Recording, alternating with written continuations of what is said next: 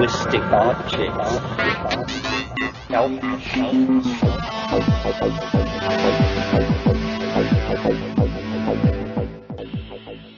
Greetings from Cyberdelic Space.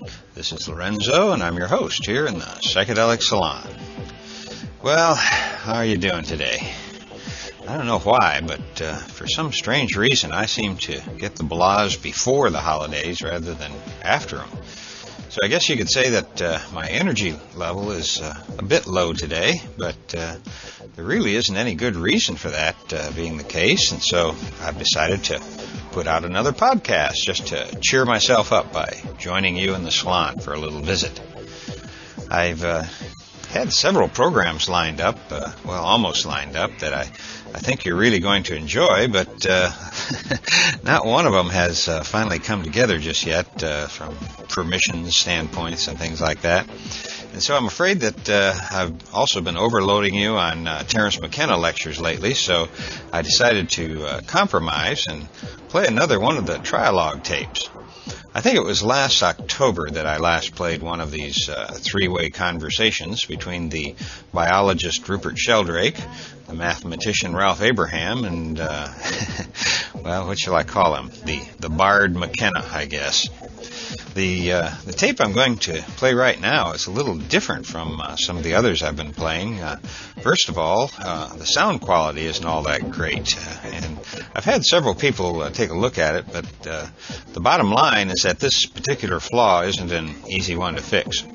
And for what it's worth, I've got to put up with the bad sound too, and if I let it, it'll drive me nuts. So I've actually had to think of parts of this recording as having had sound effects added on purpose by some demented DJ, and then it seems okay, at least it doesn't bother me as much.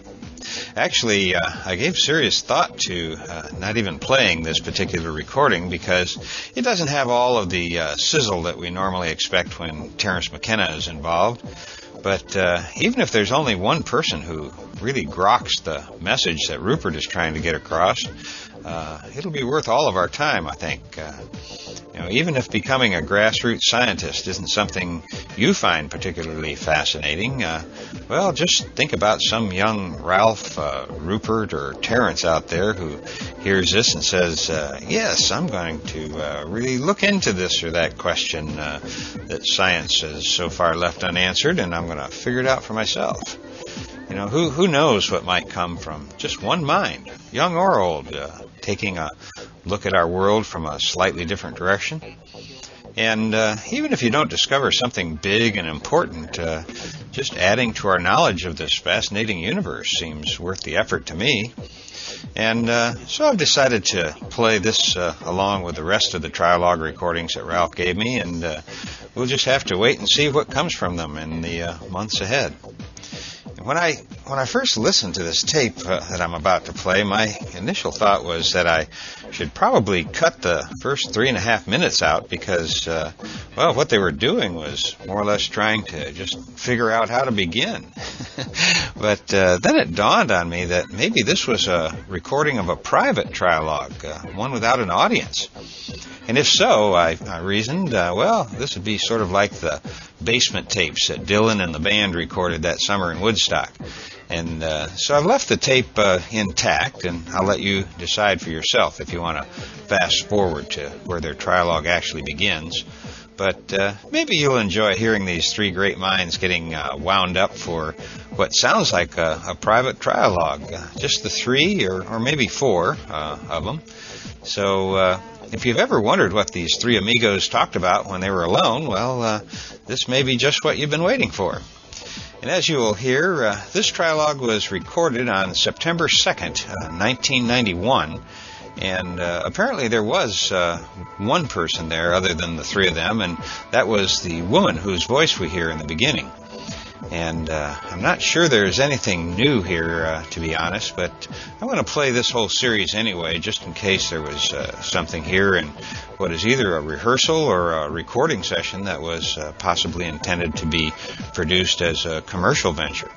All I know about the tapes are that they were in a batch of cassettes that Ralph Abraham loaned to Bruce Damer and me to digitize in order to pass along here in the salon. So let's listen to this old recording of a possibly private conversation between Rupert Sheldrake, Ralph Abraham, and Terence McKenna.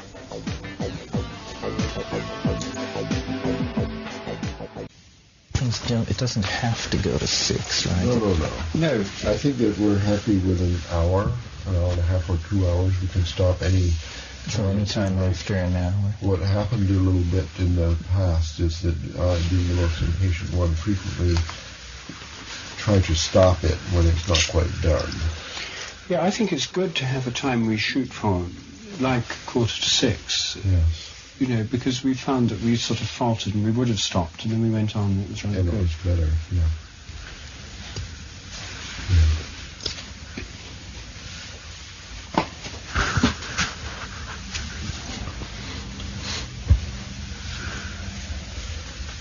So this is called Volume 2, Number 1.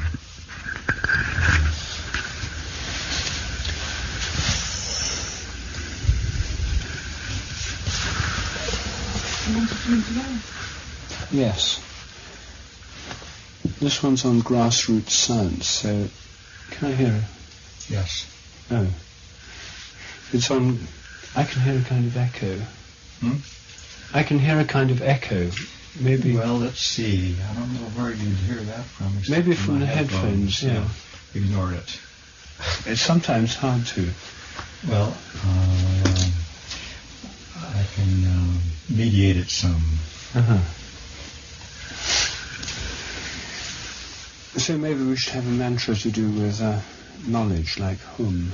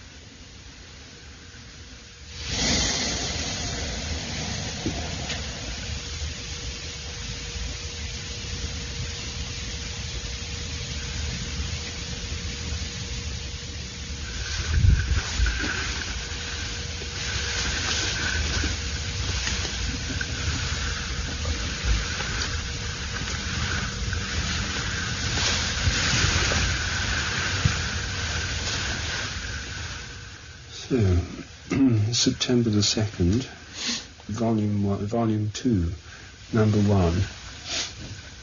1991. Grassroots Science.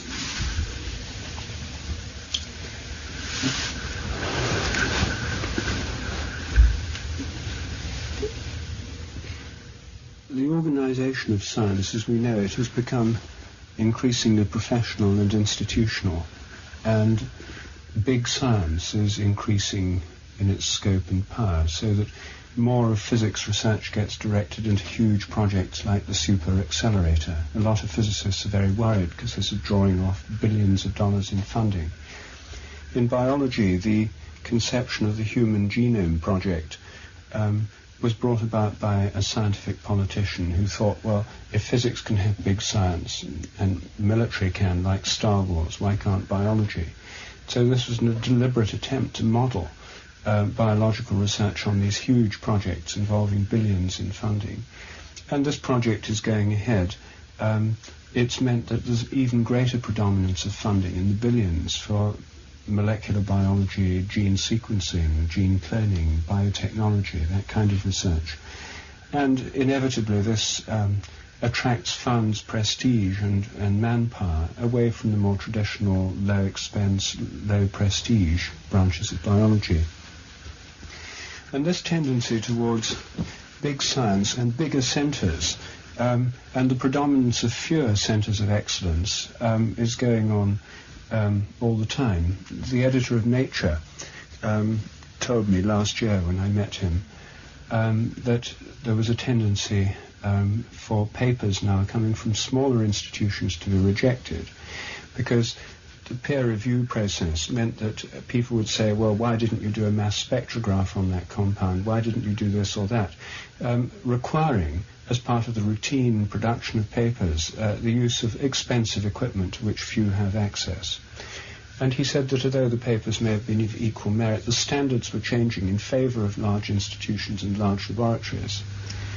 And so I said, well, what happens if you raise this question with the people who insist on these standards? Isn't it unfair on people in smaller institutions with lower access to big funds?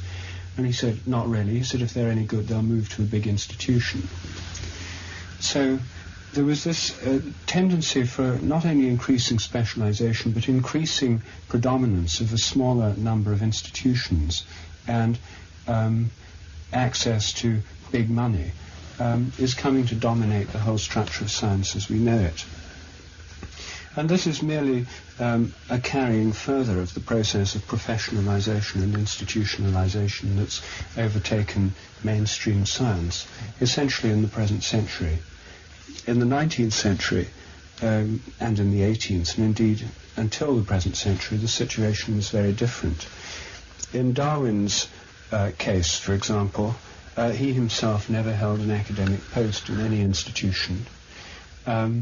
And when one reads books like The Variation of Animals and Plants Under Domestication, the research base on which he was drawing was that of practical plant breeders, animal husbandry people, hands-on animal breeders, animal trainers, amateur pigeon fanciers, colonial administrators who'd observed what native people did, shipwrecked mariners who had stories about feral animals on remote islands, and so on. In other words, there was a vast wealth of knowledge that fed into Darwin's kind of science, hardly any of which came out of government-funded scientific institutions. Most of it was low-cost, grassroots type of research. That doesn't mean to say that the people didn't know what they were talking about. These were true experts in the sense that they'd spent many years doing what they did and spoke from a wealth of experience. But we see a completely different picture there. And what's happened is that the amateur and the non-professional base of science has become increasingly marginalized from the point of view of institutional science. You can't do research till you've got a PhD. You can't do it unless you're in a big institution. You can't do it unless you've got a grant. You can't publish it unless you can write and do the kind of thing that passes peer review committees, and so forth. Well, the tendency has gone further and further in this direction. So the question is, do things have to be as they are now? Or is there a new model possible? Well, I think a new model of science is not only possible, but desirable, and not only desirable, but necessary. Because on the one hand, there's a collapse of confidence in big science. There's a decline in public support for massive scientific projects. Genetic engineering is getting a very bad press. Embryo research and biotechnology excite more public fear than admiration. And the same is true of nuclear research, particle physics research, Star Wars research, and many other aspects of big science. One of the results of this is that the public esteem for science is declining. People blame the environmental crisis, nuclear pollution, ecological depletion, agribusiness, factory farming, chemicals in food, pesticide residues, toxic wastes. All these things are blamed fairly or unfairly on the scientific establishment. And so the constituency that supports science declines as a political voice. which means that governments seeking to make cuts, as they always do, as they have been for years in Britain now, find it's quite easy to cut science budgets, and it won't cause much loss of votes. In fact, it may even cause a slight gain in votes. They've just axed Britain's main nuclear physics facility, the Daresbury laboratory near Manchester, in which Britain led the world. The whole facility has just been axed. And there was, apart from scientists themselves who worked there and other people in the scientific community, scarcely any ripple of protest. They saved £2 million a year. So this, especially in Britain, this declining confidence in science and declining funding of science has led to a reduction in scientific morale. Fewer and fewer people want to study science in schools or go into it as graduate students. And there's a declining interest in large-scale professional institutional science. So the thing is entering a kind of crisis. Many scientists are very, very demoralized, and it looks as if the great golden days, the golden age of the 60s and 70s of endless expansion is over, perhaps forever. Well, in this context, a possible new approach to science becomes more feasible because it may be necessary simply for economic and political reasons. But I think it's desirable even if it weren't for the fact that large-scale science is entering a state of crisis. And the reason I've been thinking about this is because of my own experience with morphic resonance research. Since this is such an unorthodox theory, the theory of memory in nature, since it goes against the established paradigm or model of science, funding has been very hard to come by. And what's in fact become apparent is that holistic research of the kind that this involves is much cheaper than reductionist research. If you study whole systems, you usually need relatively small funds, but the smaller the thing you study, the bigger the apparatus and the more the funding. So when you get down to the most evanescent of nuclear particles, you need the largest of apparatus, miles across, costing many billions of dollars. So morphic resonance research has turned out to be cheap, indeed almost free in some cases, and much of the leading research has been done by students as projects. And this has made it clear to me that students who do every year tens of thousands of projects around the world are quite capable of doing leading-edge research. They are actually doing it in the realm of morphic resonance. But in no other sphere of mainstream science could one imagine students routinely or be playing a major role in the growth of knowledge in this way. It's also made it clear to me that a lot of really interesting and important research projects can be done on very small budgets by students or even by amateurs outside the framework of institutional science. And the book I'm working on at the moment, which has made me think about these things, proposes 8 experiments, that any one of which could break our current paradigms, but which would be very cheap to do, and some could be done by almost anyone. For example, investigation of the sense of being stared at that we talked about previously, and which is the discussion in our book of trialogues. So I think the conditions are ripe for a new awakening, a new renaissance of research, a kind of more democratic kind of science where more people are empowered to take part. And when you think about it, the kind of base that Darwin drew on exists today, and even more so. There are tens of thousands of amateur plant breeders. There are amateur orchid growers and people who lavish care, attention and their own funding on breeding new kinds of orchids. There are rose societies, there are bamboo societies, organized in societies where people swap specimens, have a great deal of experience and knowledge of their various species of plants. And again, with animals, there are probably more pigeon fanciers, dog breeders, rabbit fanciers and so on than ever before. The numbers run into the millions of people with a great deal of experience of breeding and raising these animals. There are people who train horses, dogs. There are falconers who train falcons, including new species recently domesticated, building up a great wealth of knowledge, which is all available through amateur networks and societies. There are anglers and hunters who get to know the species they hunt very well. There are old-style naturalists still around. There are amateurs tracking ecological change as a result of climatic and other factors, who can build up invaluable records. There are hundreds of thousands, millions of home computers giving statistical analysis power.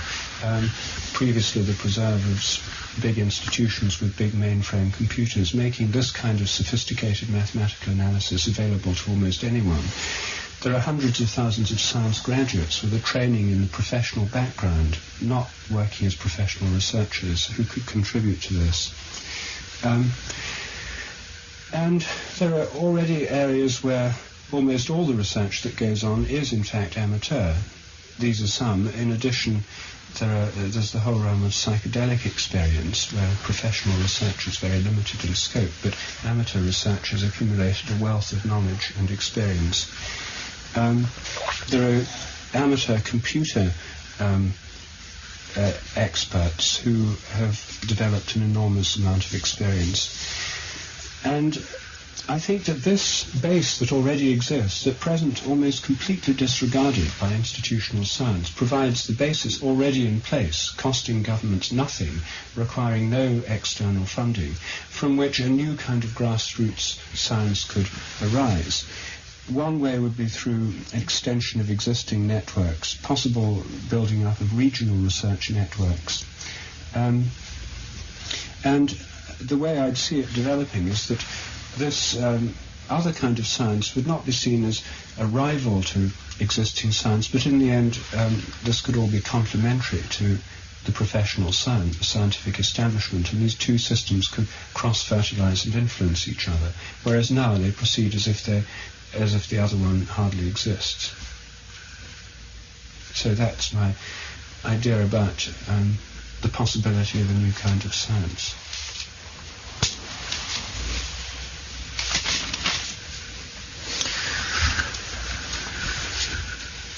Well, it sounds wonderful and very promising, and if this could simply happen as you've described it, then the decline of science could be reversed.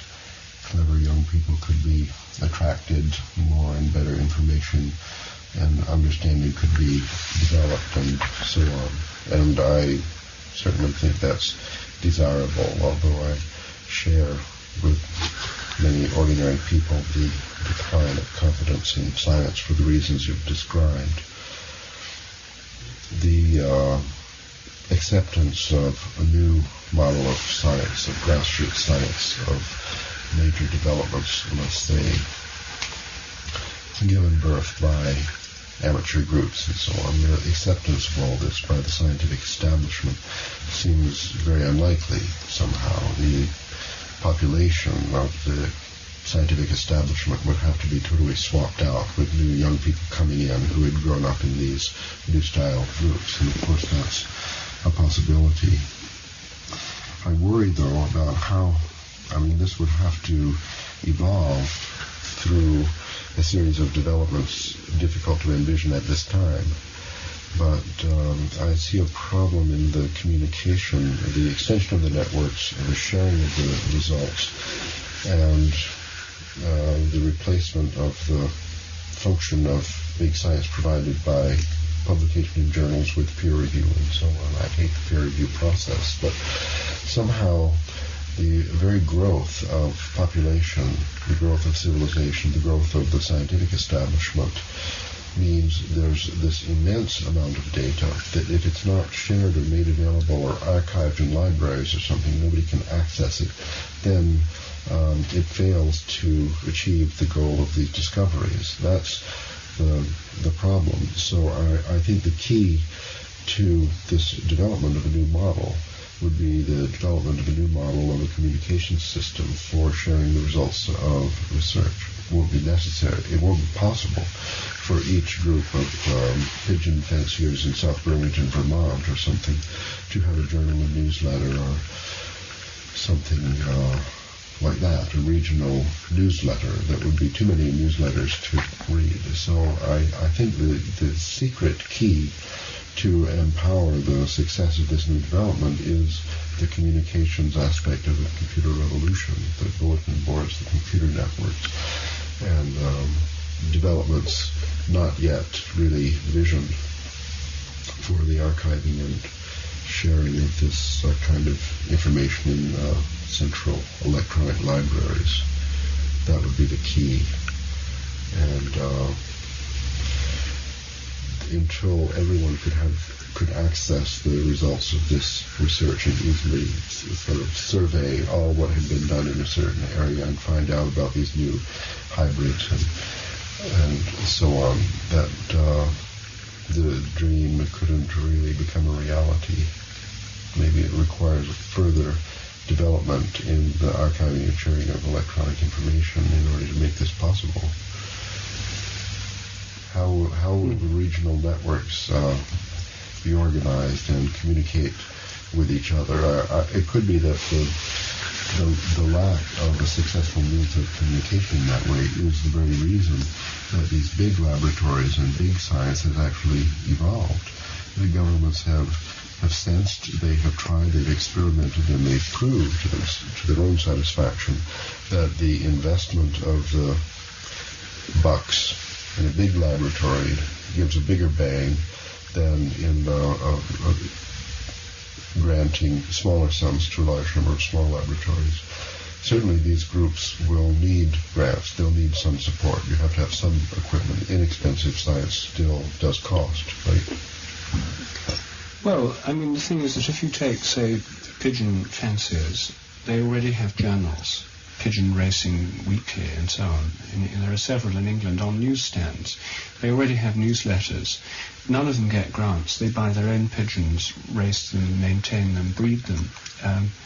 There's a system of competitions or prizes for successful winners of races, but the whole thing is completely self-financing. Now, the idea I had in mind was, in cooperation with these different communities of researchers or practitioners who already exist, one would pose certain questions like, how do racing pigeons home? Now, I have my own ideas about how this could be tested. For example, by moving the loft from the pigeons, seeing if they can find the loft. This is one of the experiments in the book I'm writing. Well, this kind of question, when formulated, put out there in the racing pigeon new press and in the existing newsletters, might engage a certain number of people in wanting to do these experiments. The results would be fed in through these existing networks of information to others, and there would be a debate and other people perhaps take part, and the whole of this community could be engaged in certain kinds of research projects. Now, in relation to, say, amateur naturalists, a project that I'm trying to get going in London, where I live, in Hampstead, is that on Hampstead Heath there's several species of trees showing very advanced signs of dieback or actual death. The London plane tree is dying off all over London, which will totally affect the appearance of the city. Willow trees are in a bad way. Acacias are in a very bad way. Some species are not quite so bad. And opinions, most people have hardly noticed, but those who have noticed have different opinions as to why this is so. We've had 2 or 3 years of drought. There are certain fungus diseases around. There's an enormous increase in ozone and atmospheric pollution due to increased car traffic in London, photochemical smogs. And which of these are affecting it? And as the greenhouse effect begins to bite, as the temperature changes, what kinds of changes will occur in forest ecosystems? There's nobody keeping records. The Heath authorities are busy rushing around mending the drains and sort of clearing the rubbish. The Preservation Societies are busy trying to stop people cutting things down and spoiling the Heath by building new police radio towers on it and that kind of thing. But there's nobody at present keeping a year-by-year record of what's happening. So posing the questions is part of it. And if amateur naturalist groups had clearly posed questions, like, is there a year-by-year change in the bird population, the tree population, which trees are suffering, which ones are doing better, we would have an enormous database gathered from different parts of the world, which would be of practical value. For example, in what do you do about global climate change? If the greenhouse effect is really happening, which it seems to be, if the climate of Britain gets warmer and drier, for example, what kinds of trees should be planted on Hampstead Heath now, so that in 50 or 100 years' time, well within the lifetime of a tree planted today, there's a reasonable chance of them surviving, rather than the whole place being an ecological disaster zone. And this is a very small, I take this because it's a very small example, but there's a much bigger question. What kind of crops would grow in changing climate? What changes occur in existing forests and existing ecosystems? So it's not just a matter of enormous accumulation of data without any kind of... that's happening already. These amateur groups build up enormous data banks which they share through networks and newsletters already in place. But for a larger picture and for the asking of specific questions, there could be a system whereby these questions are fed through these local networks or formulated with the help of people within them. And there could be a vastly greater research effort going on than there is now. And I don't think it would necessarily require a big change in the present system. Some of them, I'm sure, are using computer networks already. Others have existing systems of information exchange, like newspapers, journals, commercially produced magazines, the rabbit fancier. There's all these things. Incredible number of specialized journals are actually published and are self-sustaining financially. So I think it's partly a question of formulating questions that are of a wider interest than the nuts and bolts questions asked within these existing groups or within groups that could come into being, and these into a larger picture. And that, I think, is the way that the research could be coordinated somehow through particular kinds of questions. Yes, well, if interesting questions came along from a central authority or an interesting amateur, as, for example, your forthcoming book, and this captured the attention, the imagination of groups worldwide, and then they accumulated their data pertinent to the question in standard form, readable by other groups, and so on, then a bigger picture, regional or global picture of certain phenomena, like the death of plane trees, could be developed. But it might need, in order to synthesize all of this information, a really large map, a computer graphic display, or something that would be 2 steps beyond the budget of these small groups. Maybe there would be a secondary network where the primary pigeon fanciers and so on, doing research with homing pigeons and moving them home, they would create their primary data stimulated by a certain question, and then the secondary groups would access the data from other centers in other countries and other continents and so on, try to test certain hypotheses about the rate of advance, the strength of the morphogenetic field, the distant effect, the speed of the effect, and so on. Probably for all this to happen, it would require a substantial motivation, because these amateur groups have habits. They're habits of their 19th century groups, their survival of the grassroots science of the past, and some kind of broadcasting of their results to central labs or secondary research groups trying to develop a larger picture, a global picture that's not part of their habit. So to make this transformation from their habit to a new mode would require some kind of compelling motivation. And I think with this mention of global environmental problems is touching on what may very well be the powerful motivation that would incline these groups to attain to a higher level of cooperativity among themselves on a global scale. That's really what's needed, is increasing the connectivity between these groups. As in a neural net, you increase the connectivity and then global patterns form. So I think in the context of this idea that bad news is good news, that the rapidly approaching environmental problems, and personally I'm worried more about global cooling than global warming. But in any case, a global change is going to simulate a global response, I think. And that might be the way in which the revival of grassroots science takes its strongest motivation. What do you think, Terry? Well, I'm as interested in the next person as in the reform of big science. The way I would choose to react to Rupert's statement is, rather than see it as actually a practical plan for the reform of science, to see it more as a proposal that can serve to show us what's wrong with science and how far off the track we've come.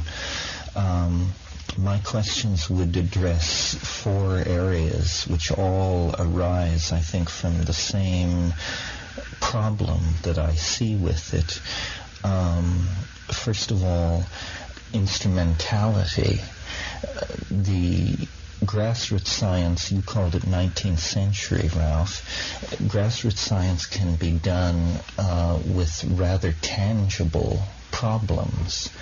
But if you're interested in the neutrino output of the sun or something like this, instrumentalities of great cost are necessary.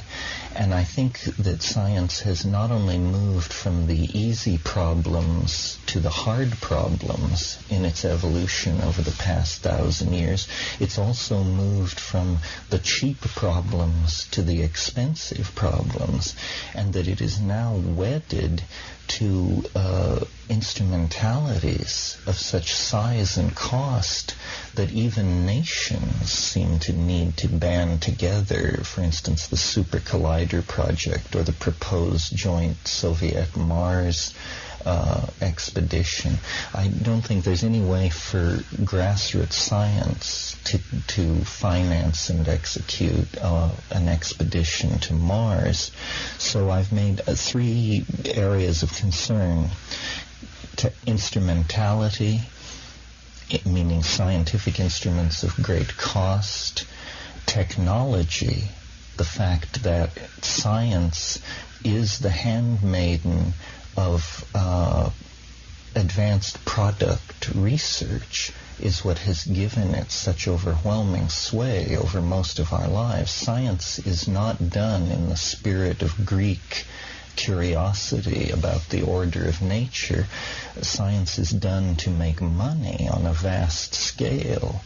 And I dare say no funding would be forthcoming if there was no anticipated payback from that funding. So then that leads to capitalism. What is its role in the promotion of big science over small science, and how can the impulse to do pure science in the Greek style or the grassroots style somehow be unlocked from the demands of capitalism, which distort that impulse so that we may spend hundreds of millions of dollars discovering whether certain chemicals that will go into a facial soap are allergenic or not, but we wouldn't allocate $100,000 to study a very basic and interesting question like how the pigeons home. And then fourthly, and along the same continuum, science has been appropriated by the military-industrial complex.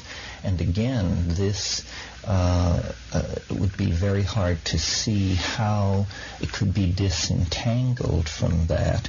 So I see your proposal as not so much a proposal for the reform of science, but for the creation of a kind of parallel institution. We could almost call it the people's science, or science, hands-on science. And I'd just like to hear you address all these things. I mean, I'm all for the idea, but I think science has been vastly transformed from the simple impulse to understand the natural world around us into a kind of hellish marriage with capitalism, technology, enormous instruments, and the military-industrial complex, and that I've probably named some of the most overwhelming and monolithic forces in our society. How can we rescue Dame Science from the hands of such intractable foes of the Greek and original impulse to simply understand and appreciate the natural world? Well, I think that part of the answer comes from the shift in paradigm, which is happening for a variety of reasons, independent, well, not independent, but seemingly independent of these political and economic ones, namely the move towards a more holistic model of science. And as I said earlier, the holistic research, where you look at whole systems, is much cheaper than analytical research where you look at smaller systems. You see, atomism, which is the philosophy that underlies reductionism, puts the greatest emphasis on the smallest possible things. Hence, the highest prestige attaches to superconducting supercolliders, which are the biggest pieces of apparatus you can make, because the smaller the thing, the bigger the apparatus. Now, if we as we are doing, undergo a shift of model, so that kind of science seems somewhat less interesting, then the emphasis would become on studying the properties of molecules, of crystals, at their own level, of cells, of organisms, of ecosystems. That kind of science, requiring enormous increase in instrumentation, which goes together with a reductionistic approach, would simply become less important, less relevant, less attractive, and that would in itself help to take care of the instrumental problem. You can see the same thing in medicine. If you have a medical research system that we've got now entirely in the service of mechanistic medicine, then the emphasis goes on new methods of biochemical diagnosis, genetic engineered diagnostic aids, high-tech scanning equipment, and so on. And no research money at all in most countries goes into looking at the effects of other holistic methods, which meanwhile flourish even in small towns around the Western world. All the different kinds of holistic approaches that go on. There's not really much effort to compare these approaches to see which works better than others. There are a few small-scale projects, but it's clear that the economics of the medical system, which at present are escalating costs, which mean the cost of insurance or the cost of socialised medicine in countries with it, like Britain, are constantly spiralling upwards, are provoking a whole crisis in the healthcare system. Now, for political reasons alone in Britain, there's an increasing willingness of, for economic reasons really, of politicians to consider the possibility of holistic medicine simply because it's cheaper. And if you can cut down on the costs of heart transfers, expensive scans, and that kind of thing, by people doing more meditation, taking a few homeopathic pills and that kind of thing, have acupuncture, this kind of thing could lead to far cheaper medical insurance. It could lead to a much cheaper and more comprehensive health service in countries that have comprehensive health services. And it would lead to a completely different kind of medical research. I mean, how in this context, which would be very relevant to medical insurance companies, which already in some cases insure people with chiropractors, osteopaths, acupuncturists and so on. One way of going about this on the grassroots method I've suggested would be simply a survey method, a systematic survey carried out by students or local communities, going round asking people what diseases they've had, how they think they've been cured, and how they rate the effectiveness of the different systems they've had. This is, in fact, the word-of-mouth method, is how one gets to know about things like acupuncture. You hear somebody's had something, they say it's been cured by acupuncture. You go to them, someone's got a bad back. It's a chiropractor that cures it, not going into an advanced surgical ward. In some cases that works, but for most people, these systems which are outside the purview of orthodox medicine and the AMA are what work, and you hear about them by word of mouth. A more systematic approach, you see, would be systematically to survey people's experience. You have like a consumer report on these systems, and this could be done at any level of sophistication or depth. And if it worked in the West, then you could extend it to India, where these different systems, Ayurvedic, the Unani system of the Muslims, the homeopathic system, the Western system, traditional forms of spiritual healing, all coexist. And every Indian I talked to when I was living there had quite clear ideas about which one worked for which. For jaundice, you wouldn't go to a Western doctor because they were hopeless. You'd go to an Ayurvedic or a Hakim, a Unani Hakim, because they had good cures for jaundice. For acute illnesses, you'd go to Western doctors and get antibiotics. For skin, long-term chronic skin complaints, you'd go to homeopaths. For mental diseases, you'd go to temples or to some kind of faith healing thing in a dargah, a Muslim shrine. There's a wealth of knowledge there which is nowhere codified, nowhere investigated, passed as part of an ongoing, continuously modified oral tradition. And so, in the realm of medical research too, I think this method could be applied quite cheaply and simply without instruments. It would in fact give one a method of estimating the effectiveness of instruments through high-tech medicine. So I think that as soon as you begin to look holistically at things, the need for large instruments disappears.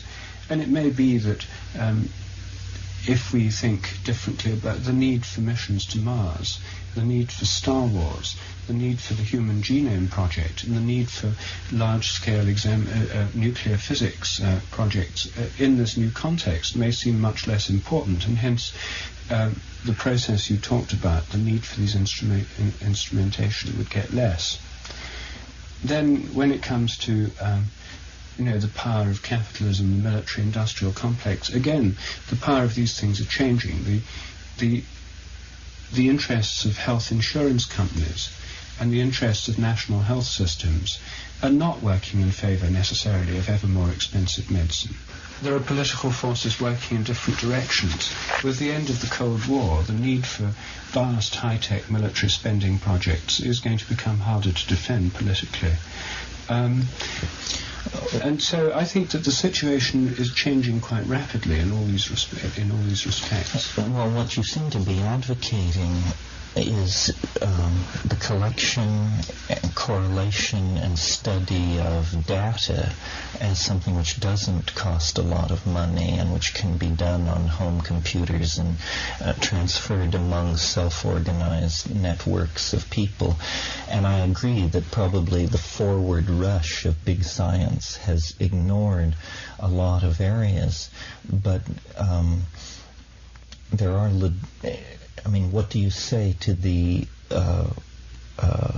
extraterrestrial planetologists, or to the astrophysicists, or to the molecular biologists?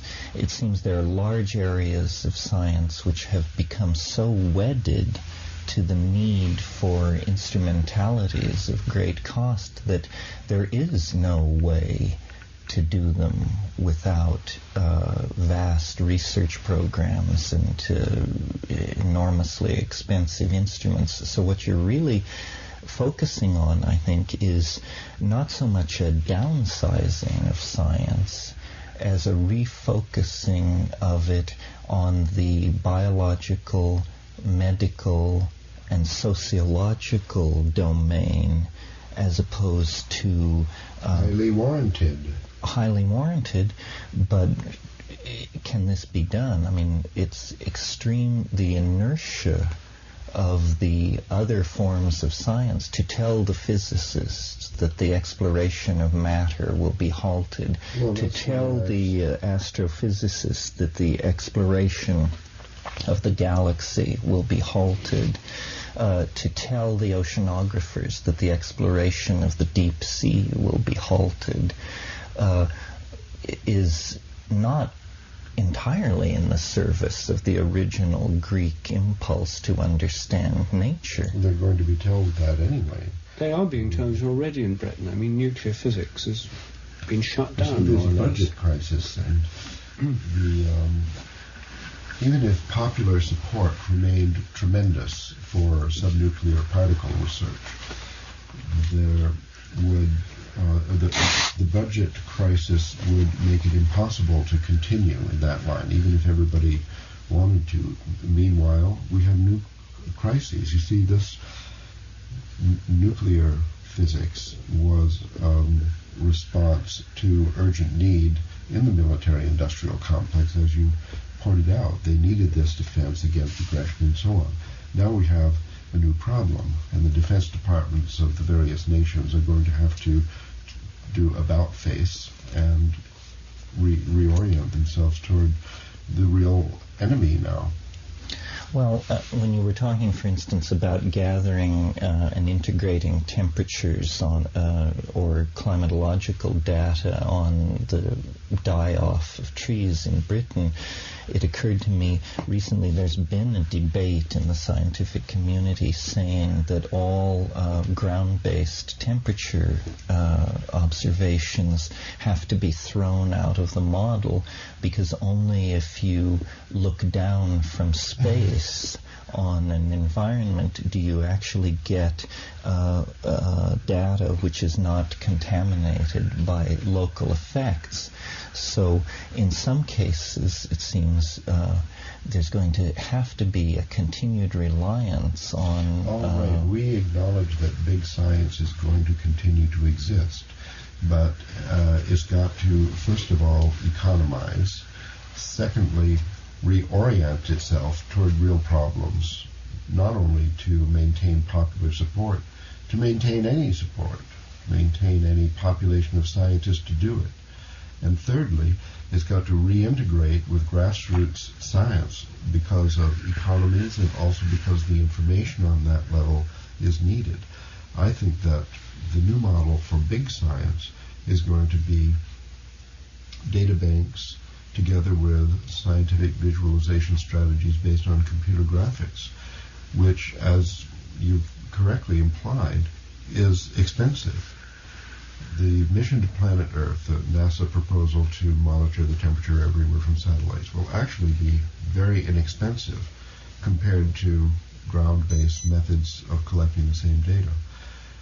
The problem is how to visualize it, and there we see groups working at the national laboratory level with enormous supercomputers that are really expensive, trying to devise ways to synthesize all this data and sort of get the picture.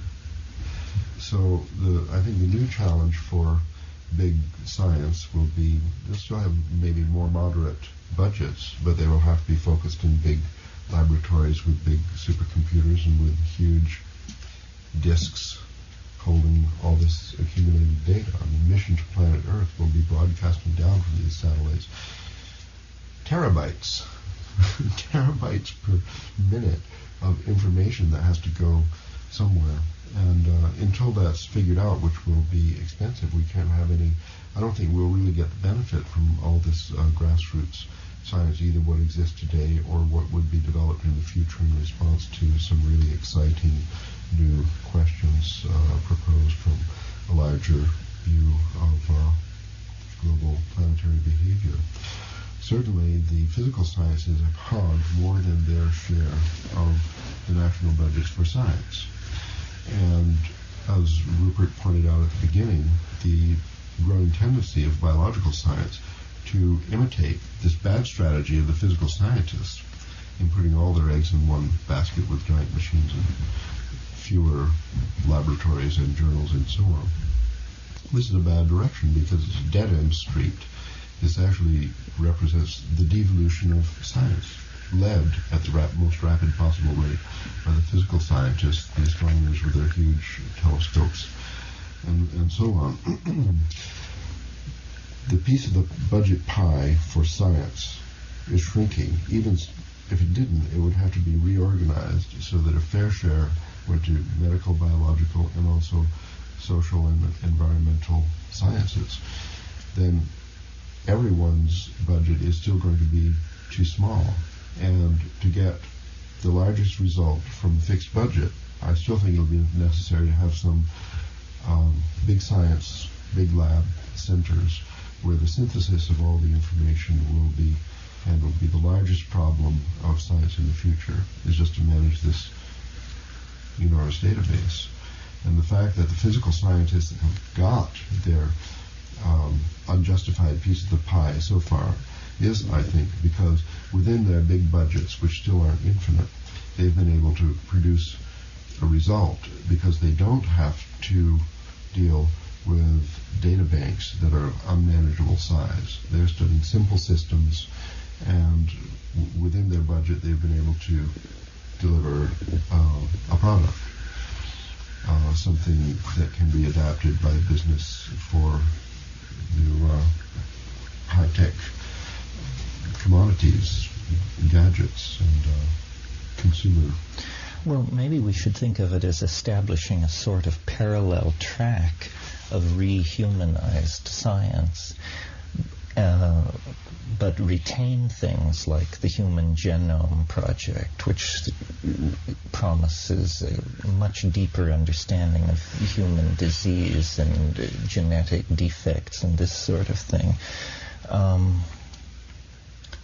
The other thing is, institutions expect a payoff on the investment they make in the people they train, and somehow they are going to have to be talked out of this payback, because big science has been the tent under which product development and that sort of thing has gone on, which has then led to the payback into the universities so that these laboratories could be endowed and so forth and so on. It's very hard to see how in the small science model it closes the loop and pays its own way. It has more the quality of the English squire or naturalist who carries out observations in his local area that are very interesting, but that only his private wealth allows him the luxury of doing this. How will it support itself? How will it be other than something in the hands of hobbyists and dilettantes? Well, there are two things that could happen there. One is that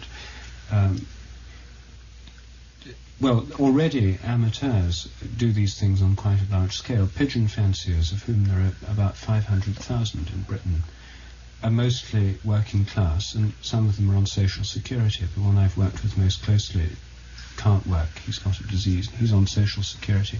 It's so cheap that you can do it on that level. This isn't just the province of squires. Maybe orchid growing is if you need greenhouses. But there are certain kinds of things which we live in a far more prosperous society than ever before. So that this kind of expenditure of your own money on what you really like is widely available. Many, many people take advantage of it, even if it's only at the level of gardening. I mean, it's one of the most popular of all hobbies. People don't need grants to buy plants for their garden, and they wouldn't need grants to graft different ones together or to breed different ones by crossing them. We're using a camel hair brush to transfer the pollen from one to another. So plant breeding and things are so low budget, they're actually within the capacity of hundreds of thousands, of even millions of people already. When it comes to the need for additional funding for data banks, for things where you do need other things. I think that there could be a new system of, they could be regional research councils, they could be, there's various structures you can think of where a tiny fraction, 1%, 0.1% of existing science budgets will put in funding this grassroots science, together with a series of competitions. I in fact suggested one to the editor of Nature when he told me about this increasing complexity and cost of research as the tendency. I said, well, why not offer a $10,000 prize every year, the Nature Prize, for the best research conducted on a budget of less than £1,000? And he said, there's no point because no one would enter for it. And I said, I would. And he said, well, then I don't think we'll offer the prize.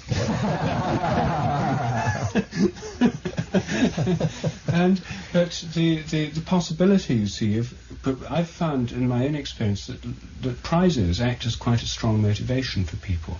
In morphic resonance research, the most recent competition, results have just been announced, for student projects, there was a $5,000 prize to be shared between 3 people worldwide. This motivated some very interesting research. And so a tiny fraction of existing science or education budgets devoted to funding this grassroots network would be politically popular, because it would be far more politically popular than the 99% devoted to big science and existing projects, because it would touch far more people and would give more visible results. Because the kind of budgets we're talking about are so small, a little amount of money would go a very long way. So I'm not saying it wouldn't need funding, but the amount of funding would be so small compared with existing science budgets, you'd hardly notice it, this deflection of a tiny percentage of existing budgets in this direction. Yes, that's right. Well, don't you think, though, that the public's support for science is based on the expectation that it will usher in new technologies, which the mass of people have a great faith that these new technologies will then deliver them into a somehow better world? And if you break that chain of expectations and say, no, well, we're now going to do science in such a way that you can forget about new technologies, that the interest in science will decline to the level of the interest in support of Tournament Go or something. Think of the old model. Just think of, we're talking about the revolution of science in the context of a major paradigm shift in which it would be but one component. And one of the things we're anticipating in the future are these global environmental problems. They're already here.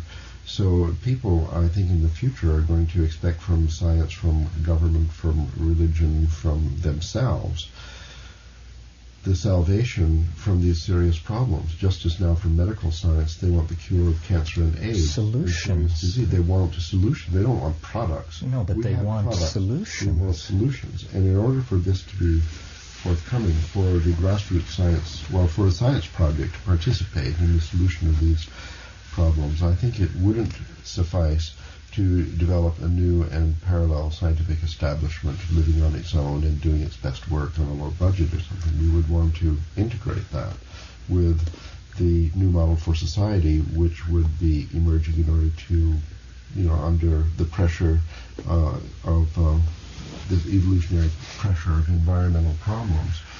That means that the new science, grassroots science, would have to link up in an effective way with journals, with glossy magazines like Scientific American and so on, presenting the progress that they do make toward solutions of major problems, alongside the results of the big laboratories and everybody else. It is not enough to offer competitions and prizes. You must also offer the possibility of publication, access to the publication, which can garner the public support that nourishes amateur as well as professional scientists. Well, take as a test case, and it's also a very real dilemma, the depletion of the ozone hole. To even study this, requires the cooperation of air forces, massive data acquisition and analysis facilities. And when you move from studying it to doing something about it, it may take a significant portion of every dollar we all make for the rest of our lives. And the fate of the planet may hang in the balance. Now, how can a grassroots science make a contribution to that? Because the ozone hole was first observed in a federal laboratory which had collected data that it neglected to study. So when amateur scientists would have had, if amateur scientists would have had access to the data sitting in this archive, then they might, and anyone with that access might have made the discovery of the ozone hole. In fact, the person who discovered it was the person who collected the data, but it was several years later. Also, the ozone hole was originally thought to be totally isolated over the poles, but now they've discovered this vortex mixing, that the ozone holes of the poles are gradually sucking ozone from the temperate regions. So if amateur scientists had ozone observers, which are a little telescope, simple device, look straight up, measure the ozone density over their own home, then it's just like the plane trees, the rate at which the ozone depletion is diffusing over the population centers would then be observed by amateur scientists, where it might very well be overlooked by the large laboratories that exclusively devote their research to these high-flying U-2s that go over the polar regions. And to do something about it? I could envision a new model in which big science existed as it is today on a lower budget. Grassroots science existed as it does today on a larger budget. And the two are coupled together much more tightly through information sharing mechanisms. The National Science Foundation, for example, in the United States might have as its main mission the storage and provision of access to this enormous data so that people can come with a new hypothesis, a new question, a small competition, stimulating high school students who could then actually obtain the data that no one is looking at about the ozone depletion or something else, and win the prize by making a phenomenal new discovery on data which maybe is sitting around and has been provided by some very expensive instrument. That's the combination. So it seems to be, we keep returning to this thing, that the big science provides the data, or the data is accessible by non-expensive local means, but somehow the problem is to acquire the data. And for many, many problems, I mean, I mentioned the ozone hole. We could also talk about the danger of planetesimal impact on the Earth. Things like, or analyzing the effect of the Philippine volcanic eruption. Somehow the acquisition of this data sounds like it's going to keep big science in business for a while. And I absolutely agree with you, there should be no such thing as classified scientific data. That's an obscene concept.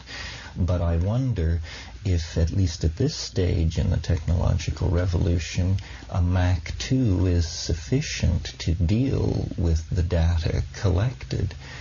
Perhaps it is.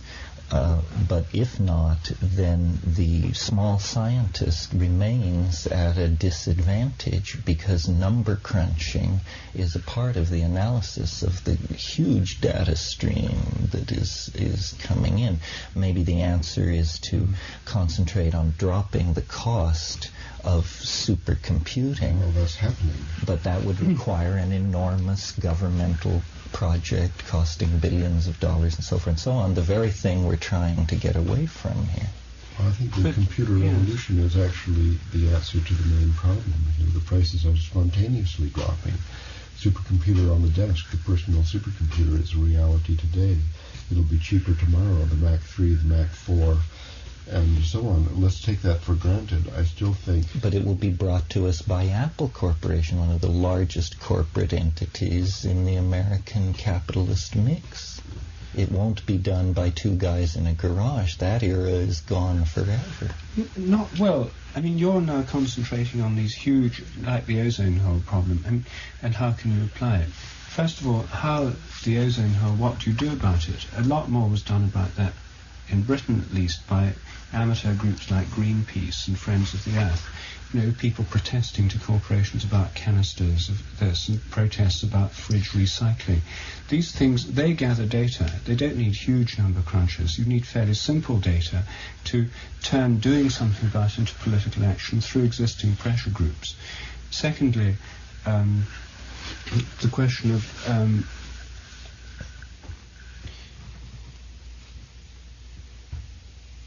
well, no, just leave it at that for the moment about the ozone hole. The second question about information gathering, there isn't in fact a glut of information in some areas. There's a great shortage. Friends of the Earth also collect samples downstream from industrial firms in rivers and from drinking water supplies, and find that in sort of 30% of Britain they exceed the nitrate levels permitted by British and EEC regulations. Pesticide residue levels are far too high, etc. Data which, if it's collected at all by our government, is kept secret, and which, when revealed and published, requiring no great sophistication of laboratories, no enormous number crunchers, can lead to enormous political knock-on effects, questions in Parliament, letters in newspapers, public protests, that can actually begin to do something about these things. So the environmental groups have already used fairly simple analytical techniques, fairly simple data processing methods to great effect. And so the ozone hole is, you know, that's why I don't deny there's a problem at that level, but there are problems at much lower levels where an enormously greater amount could be done by amateur data collection without vast number crunchers, and where the translation into political effects, doing something about it, are much sooner and quicker than to solving enormous global climate problems. Well, so I think we're left with the conclusion that there has to be a parallelism, that somehow there's room for both of these approaches, that they address different areas of concern, and that when they can make common cause, that's all well and good, but that they are really directed toward, in most cases, different ends. Well, not necessarily, you see, because coming back to an earlier point where you said that what people want in science is something that gives a product or something useful or some public good, that's not really always true in some cases, but think of the things that are some of the most popular things in the whole of science that interest even 3-year-olds, namely dinosaurs. Science museums draw millions of people to them if they put on displays of dinosaurs. Stephen Jay Gould sells millions of copies of his books which are about things like dinosaurs, extinctions and so on. The only form of popular science that interests Merlin, aged 3, is dinosaurs. He goes to halls of science to see dinosaurs. And so the interesting thing is that there's a kind of science here which has an enormous grassroots base, which has nothing to do with... But a major paleontological project has the character of a major dam building or excavation project. I mean, it costs millions. Most of these bones were collected in the last century by amateurs for virtually nothing.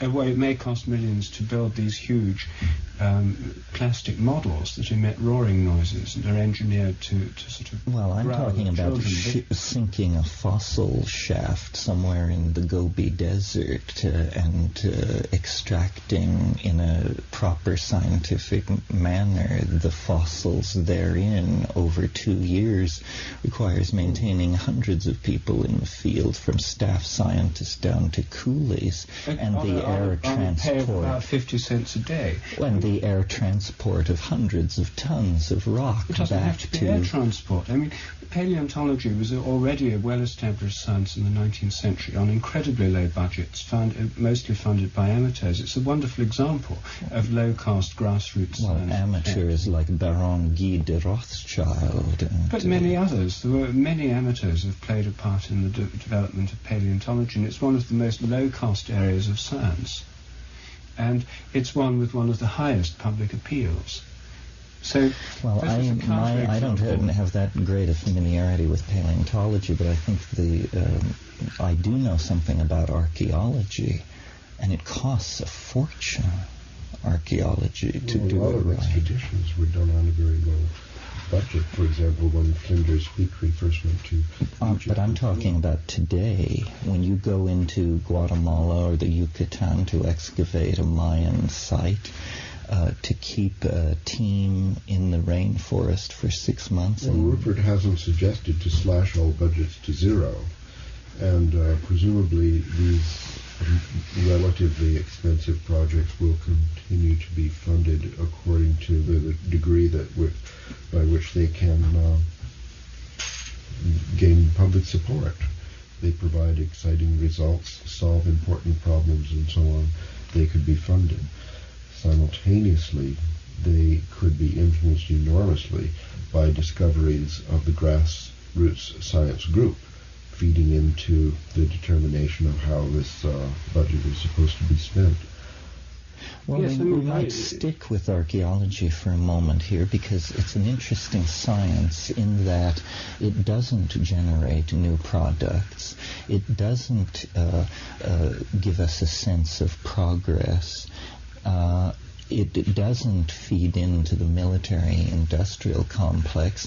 It seems almost the model of what we're talking about, and yet it's absolutely famished for money for all those reasons, Well, all the social and sciences finds it very difficult to obtain funding. An enormous amount of archaeology is funded by the patronage of wealthy enthusiasts, and it's not a happy experience to spend an evening with archaeologists listening to them discuss the difficulties they're having funding projects that they are in a few minutes able to convince you are very, very worthy and interesting.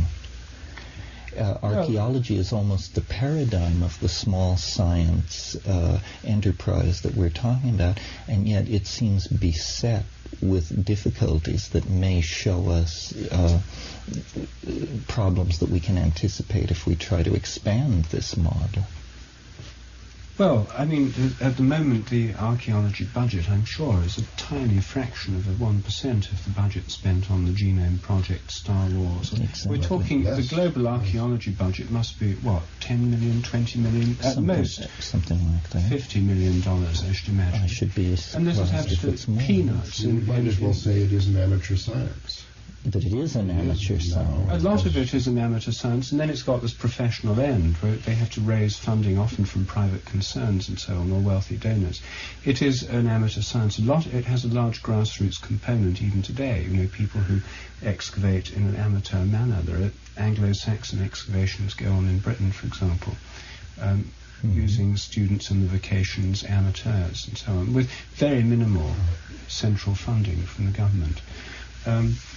And so archaeology is actually a case in point. It's the model. You've got a large grassroots base, a large grassroots popular interest, museums which can attract lots of people to see these things. And even the biggest projects are relatively cheap compared with large-scale science. What's happening now, you see, is that what this discussion is proposing is not that 100% of available funding should go to grassroots science and zero to existing institutional science, but rather to change the present situation where 100% goes to existing institutional science and 0% to the more grassroots mode. A shift in balance from 99% to institutional science and 1% to grassroots science would totally turn around the situation, change the popular base of science, its popular appeal, and I think bring a whole new vigour and a whole new spirit into this scientific endeavour. One further thing, which is your particular realm of expertise, psychedelic research.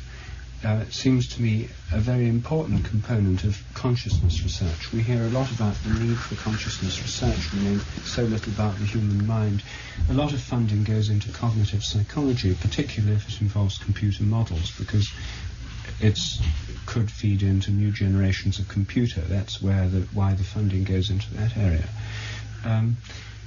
relatively low funding goes into psychological research that's to do with psychotherapy, because that's mostly the province of practicing psychotherapists who are self-funding, or rather who are funded by the people that go to see them. A certain amount goes into official psychiatric and drug research to do with centrally active drugs.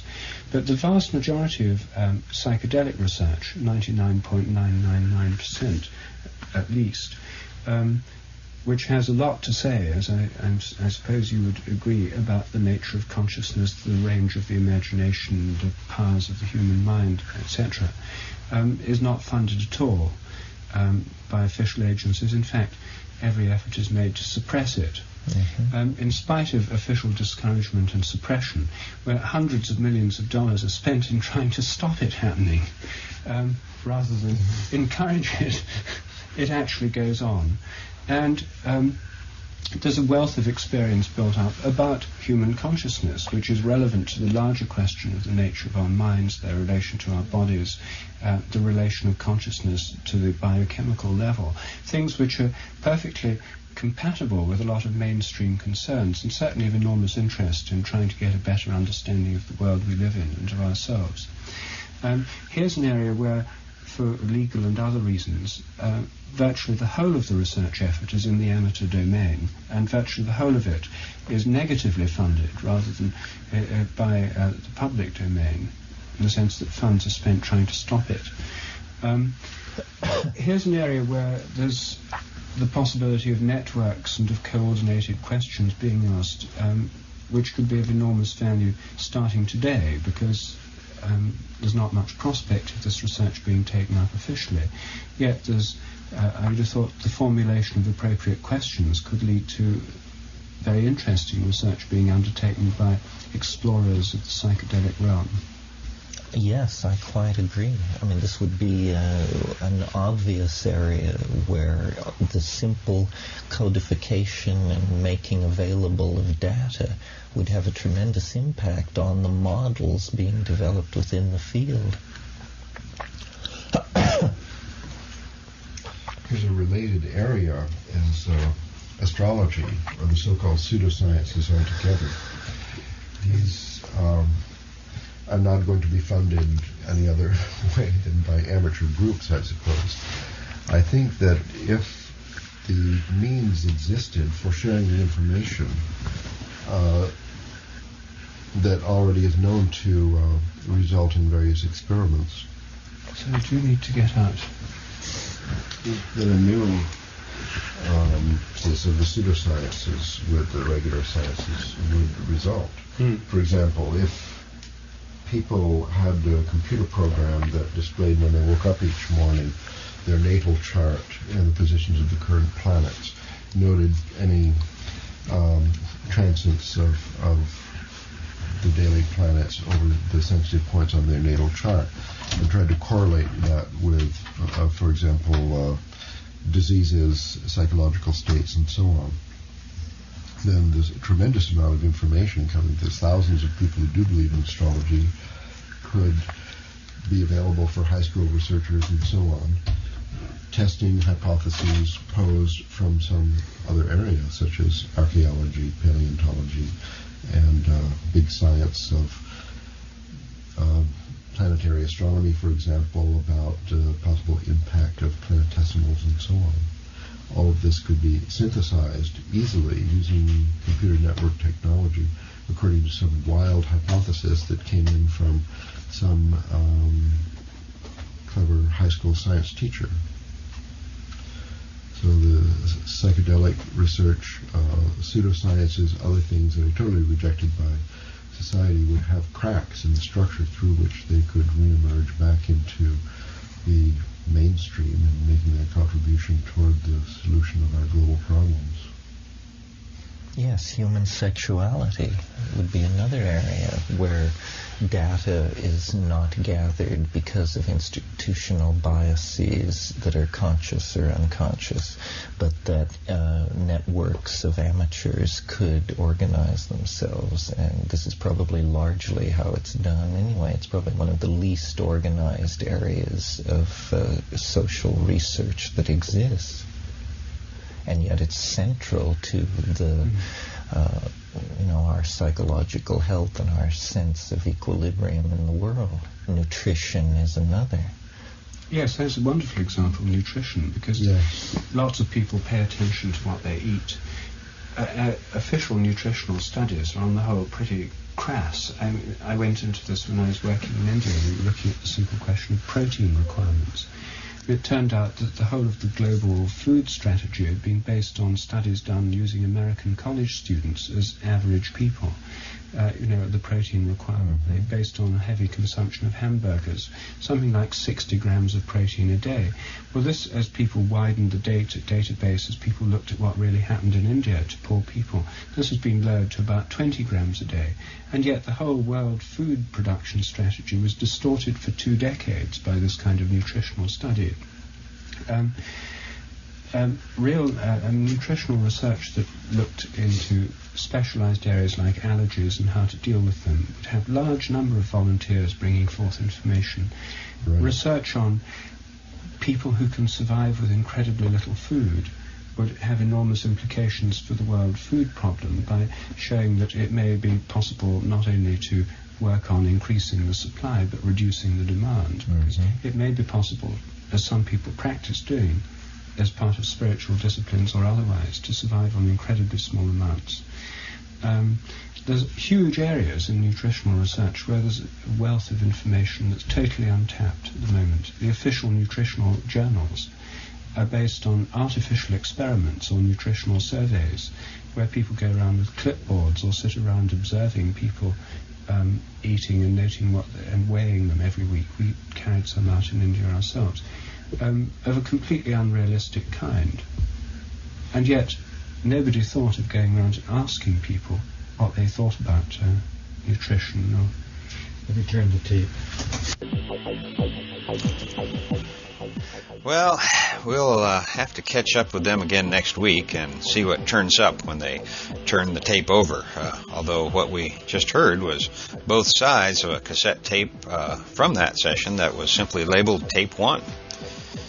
And is it just me, or did the fact that they didn't have an audience to entertain make this conversation fall a little flat or have a low energy level? Yet I hope you took away from this talk the fact that the possibility for grassroots science still does exist, particularly in the psychedelic community where government-sanctioned research is extremely difficult to do, to say the least. And when you think about it, there really is no area of science that should be more deeply investigated than the vast area of human consciousness. And yet, the most promising medicines in this field are all but ignored.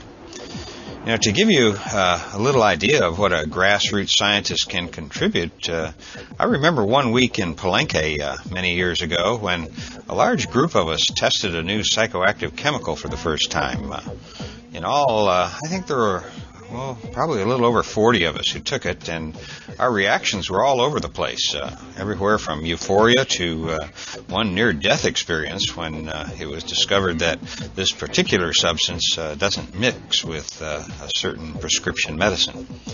As it turned out, there was a budding young scientist among us who had the presence of mind to create and hand out a questionnaire about the experience, and I think most of us filled it out. And the result of this little impromptu survey, all anecdotal evidence, still remains like the only study, if you want to call it that, of this particular medicine.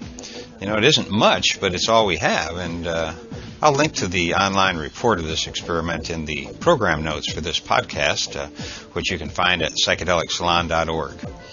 And so grassroots science can make a difference, even if it's just to alert someone who is using prescription medicines to avoid a psychoactive compound that big science hasn't yet had a chance to take a look at.